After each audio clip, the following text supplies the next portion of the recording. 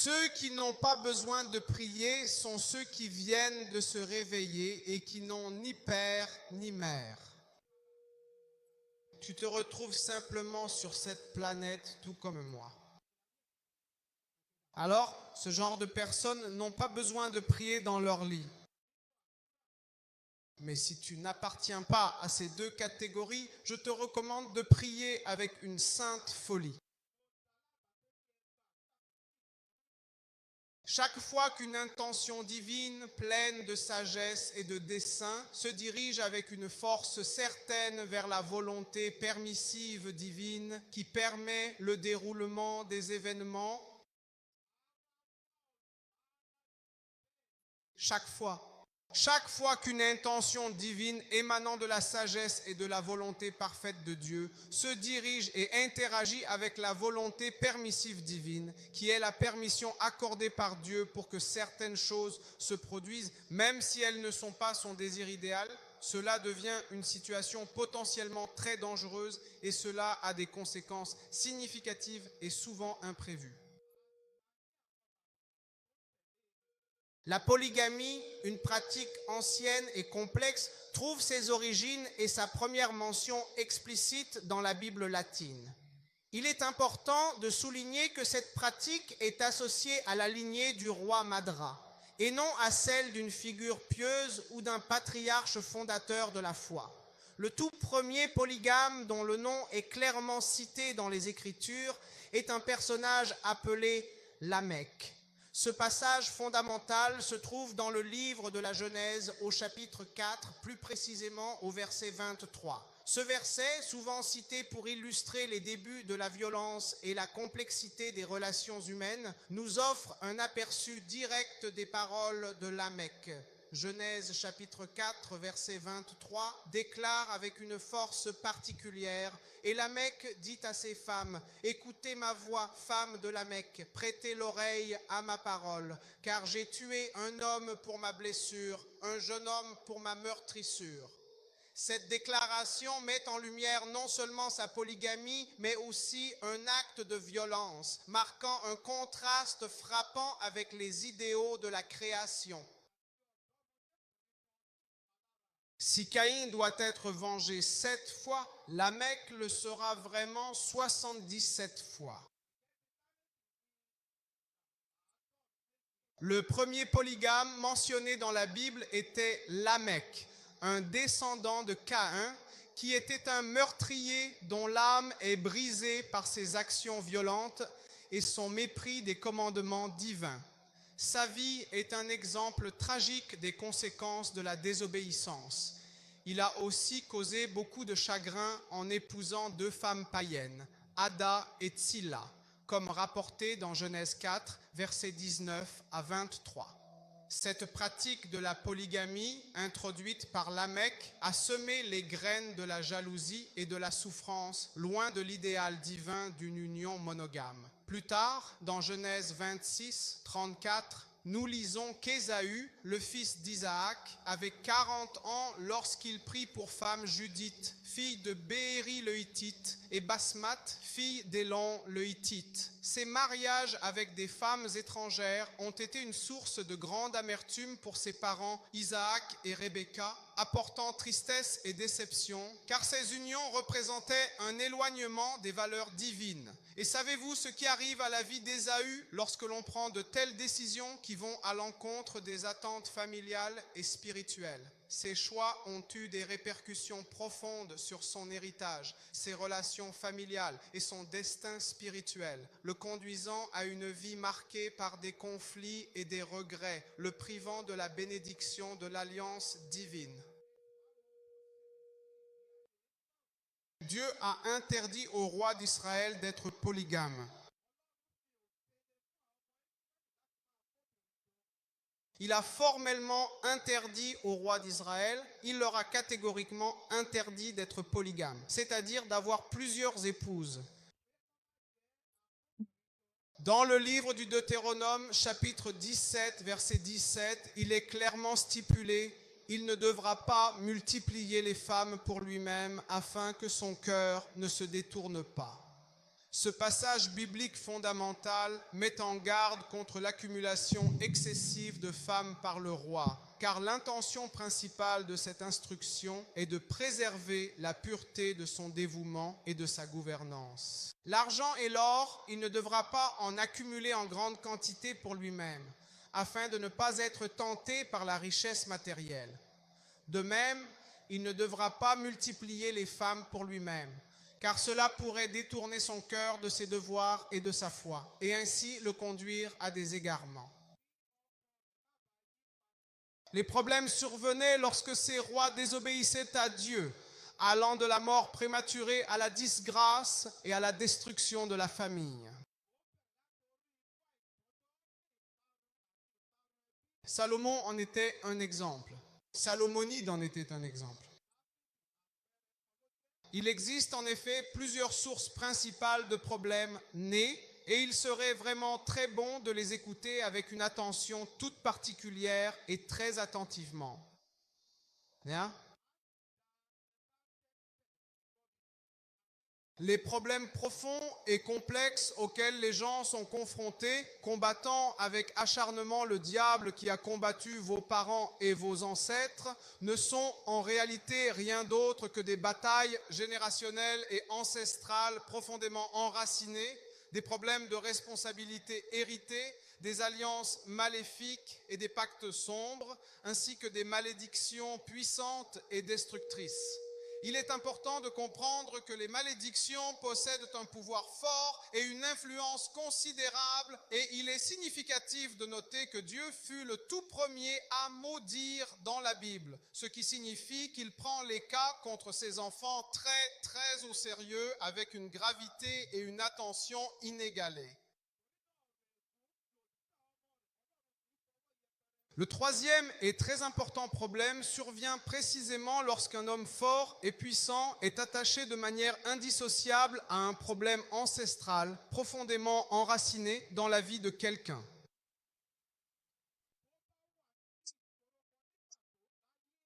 L'homme fort est une entité puissante et redoutable. On nous a clairement identifié qui est précisément l'homme fort. Quatrièmement, le problème principal est l'attaque sournoise depuis le ventre, c'est-à-dire spécifiquement d'origine utérine. Et le cinquième problème majeur est la pollution sexuelle. Le problème persistant de la pollution sexuelle a profondément bouleversé les gens et le monde entier. Le diable, avec sa ruse, s'en est malheureusement servi pour semer le chaos et la discorde. Le sixième problème est l'attaque d'autel. Lorsqu'un autel est érigé spécifiquement contre une personne par un docteur W, cela peut avoir des conséquences. Que ce soit par une personne méchante, l'autel est très puissant et il peut abattre un homme.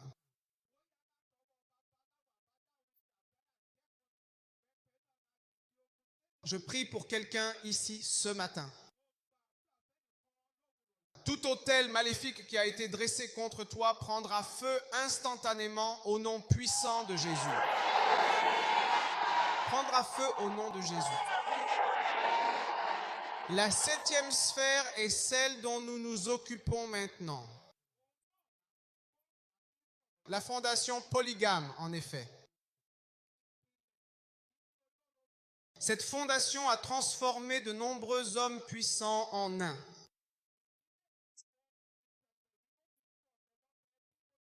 Elle a profondément bouleversé les jours et les existences de beaucoup de personnes. Elle a transformé la gloire éclatante de beaucoup en cendres amères, a changé de nombreuses promotions prometteuses en rétrogradation inattendue, a fait passer beaucoup de mouvements dynamiques à la stagnation complète, du succès retentissant à l'échec cuisant, de la liberté précieuse à la prison sombre, et a transformé les progrès significatifs de certains en un désert aride et sans fin pour tant de personnes, laissant derrière elles un sillage de déception et de désespoir. En fait, les problèmes profonds et persistants que rencontrent les gens pour atteindre pleinement leur destinée sont, dans la plupart des cas, étroitement liés à des blessures émotionnelles ou spirituelles qui peuvent être directement attribuées à l'influence néfaste de la sorcellerie polygame. Je connais personnellement un pasteur respecté dont le père avait eu pas moins de 18 femmes. Il était le 67e parmi les nombreux enfants que le père avait eus. Et il a passé pas moins de 8 longues années à l'université pour obtenir son précieux diplôme universitaire, un accomplissement remarquable. La seule et unique façon dont il a pu obtenir un diplôme, c'est précisément lorsqu'il a découvert la mystérieuse montagne de feu et a commencé à prier avec ferveur. La bataille acharnée entre les épouses avait malheureusement brisé l'étoile de tous les enfants, les laissant sans espoir. Je prie pour quelqu'un ici aujourd'hui. Toute flèche de sorcellerie polygame qui a troublé ta destinée mourra aujourd'hui au nom de Jésus. Shali, Shadi, Shadi, Shi, Shadi, Shad, au nom de Jésus. J'ai prié avec un pasteur de 70 ans, un homme d'église, il y a de nombreuses années, qui avait été suspendu de son travail pour avoir couché avec une jeune femme de 24 ans, encore plus jeune que son dernier enfant. Mais lorsque nous avons réellement commencé à prier, le père avait en fait 14 femmes. Cet esprit maléfique, l'onction dévastatrice du polygame qui agit de manière insidieuse et destructrice contre ces sorciers polygames et leurs pratiques occultes, est malheureusement responsable de tant de situations terribles et profondément douloureuses. C'est véritablement le terrain fertile et propice à la plupart des opérations de sorcellerie les plus corrosives et les plus pernicieuses qui soient.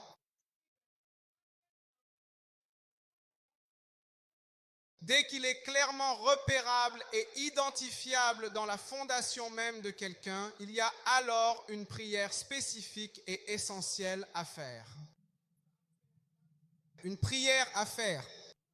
Parce que nécessairement, cela ne va pas forcément te pousser à aller épouser des femmes partout.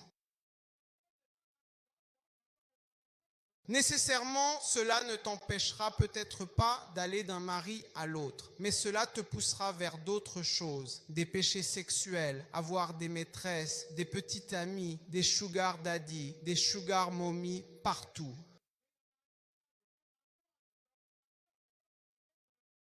Si tu ne t'en occupes pas, cela restera avec toi. Le tout premier homme mentionné dans la Bible à avoir eu plusieurs femmes finit finalement par être Abraham, qui a eu plusieurs femmes, notamment Sarah et Agar. Le résultat, c'est toujours ce qui se passe actuellement au Moyen-Orient. Rabo Jacob est aussi devenu polygame. Le résultat fut l'envie, la jalousie et la haine.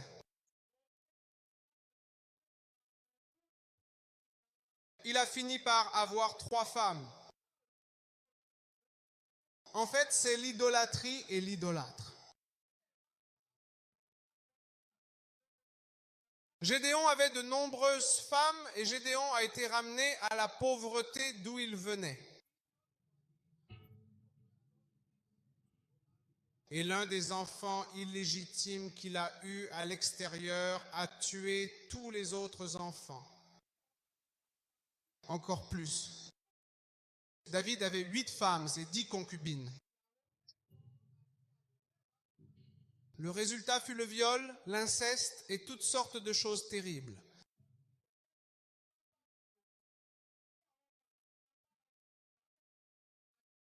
Salomon avait 300 concubines.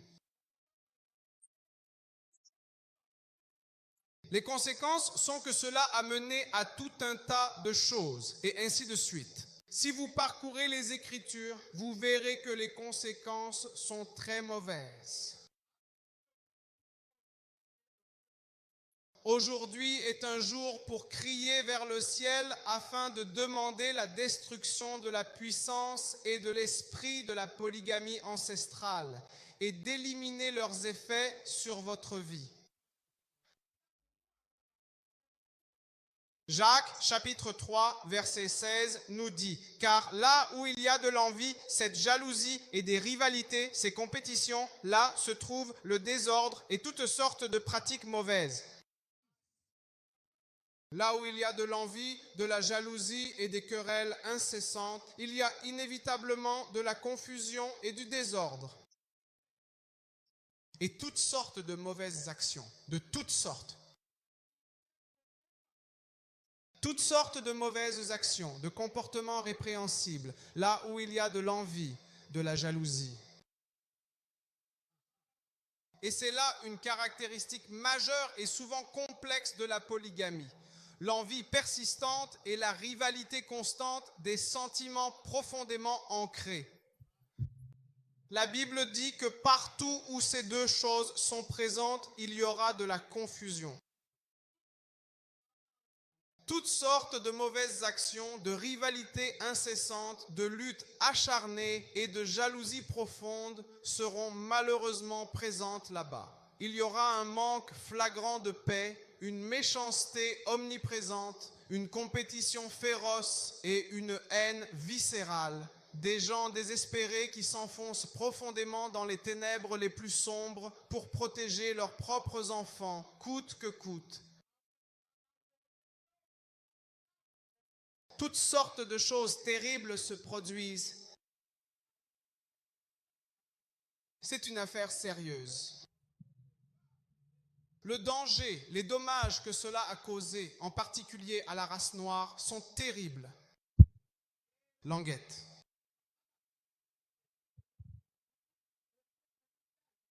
On trouve beaucoup d'épouses qui se lancent dans la sorcellerie pour faire familièrement toutes sortes de choses.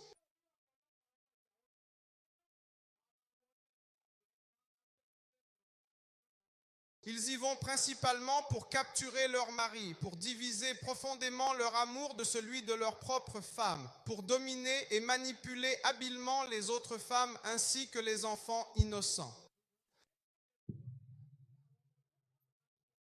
Protéger leurs propres enfants, défendre leurs propres intérêts.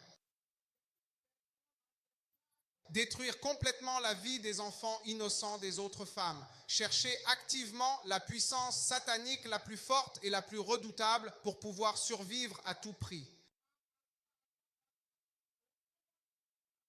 Obtenir une part importante de la richesse de l'homme. Combattre la peur de l'inconnu, c'est un défi.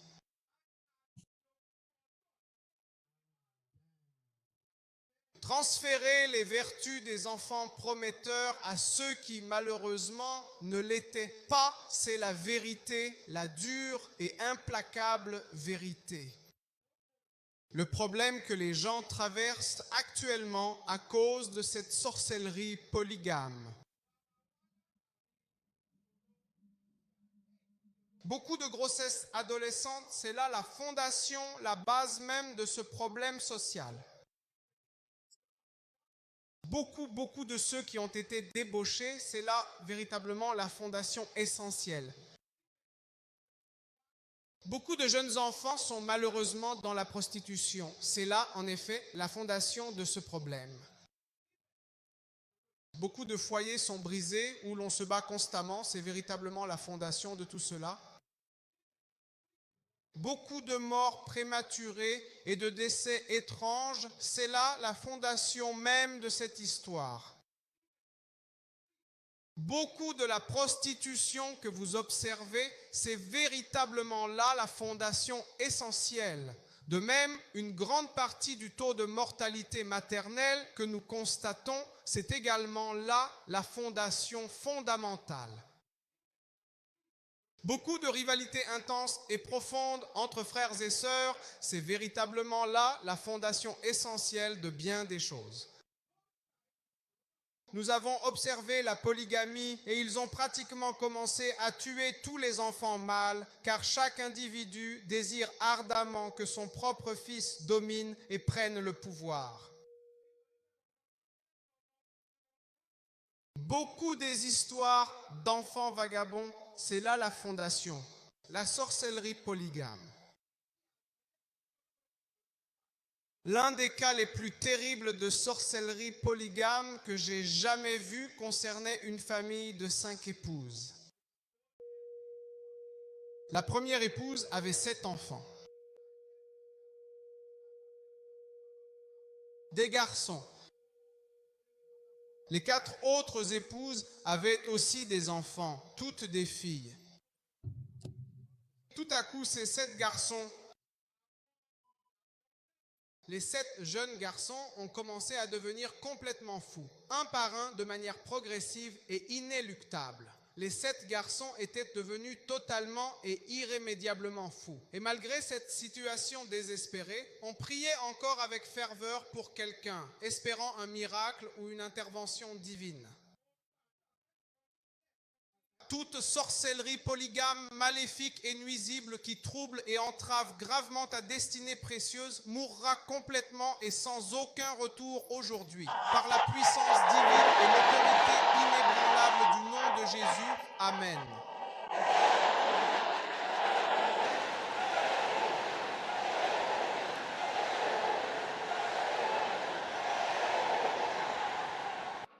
Beaucoup de cas d'enfants qui n'ont pas réussi à s'épanouir pleinement, d'échecs inexpliqués et persistants dans leur parcours scolaire ou social, de régressions notables et préoccupantes au sein de la cellule familiale, d'enfants présentant des comportements problématiques ou des difficultés d'adaptation significatives peuvent être directement attribués à des facteurs environnementaux et relationnels complexes que je vais détailler. Au sein même de la maison, la présence d'une précocité intellectuelle non reconnue ou mal gérée, les traumatismes liés à des abus sexuels subis et la situation dramatique des enfants négligés, c'est-à-dire ceux qui manquent cruellement de soins, d'attention et de protection élémentaire, ce qui a des répercussions profondes et durables sur leur développement psychologique et émotionnel.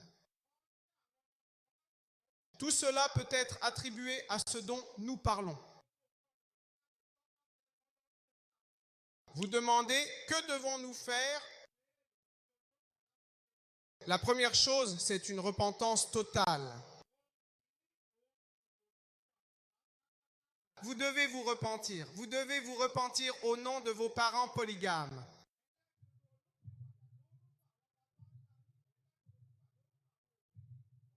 Si c'est aussi votre cas, vous devez vous repentir. Deuxièmement, vous devez faire les restitutions nécessaires. Un conseiller pourra vous aider à gérer cela. Troisièmement, il est essentiel de prier avec ferveur afin de vous délivrer complètement et totalement. Et c'est pour cela que nous sommes ici aujourd'hui. Je prie au Seigneur que tout ennemi caché rassemblé contre quiconque soit dispersé. Au nom puissant de Jésus-Christ, toute puissance maléfique qui désire ardemment que tu échoues dans tes entreprises échouera massivement et lamentablement. Au nom puissant de Jésus, toute puissance maléfique qui veut absolument que tu sois un donneur de sang involontaire aux alliances marines et à la sorcellerie démoniaque, j'enterre et je détruis cette puissance maintenant et pour toujours. Au nom de Jésus. Tends ta main droite vers moi maintenant, Père. Que ta puissance descende sur cette main. Que la puissance de guérison et de délivrance descende sur cette main. Et que tout joug d'infirmité soit brisé. Merci, Seigneur. Père, au nom de Jésus, nous prions. Partout où tu as une infirmité dans ton corps, frappe-la 21 fois. Maintenant, crie. Retourne à ton expéditeur. Allons-y.